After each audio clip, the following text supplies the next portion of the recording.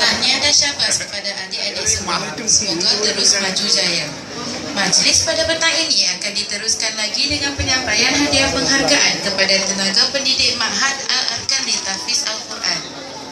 Majlis menjemput tenaga pendidik Ma'had Al-Arkan di Tahfiz Al-Quran untuk menerima hadiah penghargaan. Dipersilakan Ustaz Korim bin Muhammad Amin.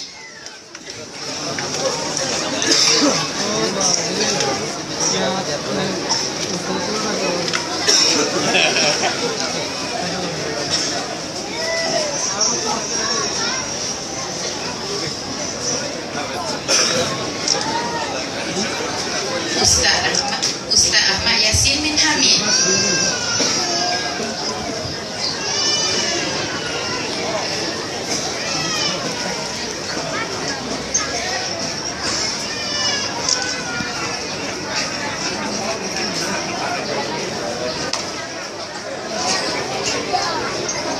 Seterusnya, Ustaz Muhammad Yunus bin Jafar Islam.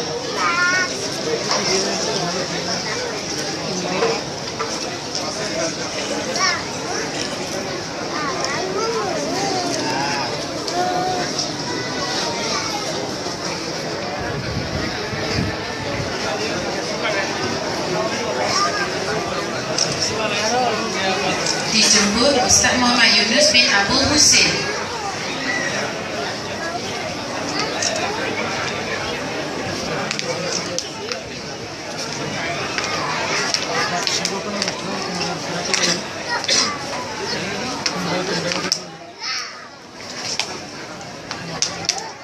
Ustazah Intan Azwi binti Zulkifli.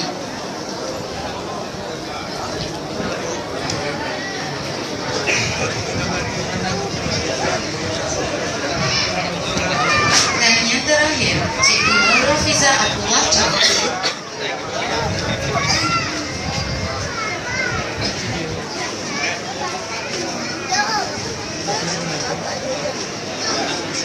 Sekalung tahniah kepada tenaga pendidik. Semoga terus bekerja keras untuk membimbing dan mendidik anak-anak di Ma'had ini.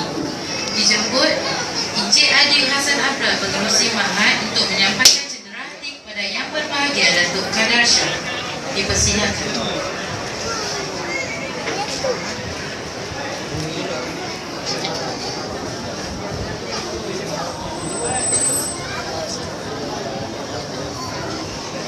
Majlis merangkamkan setinggi-tinggi penghargaan kepada yang berbahagia Datuk Kadar Shah Abdul Razak.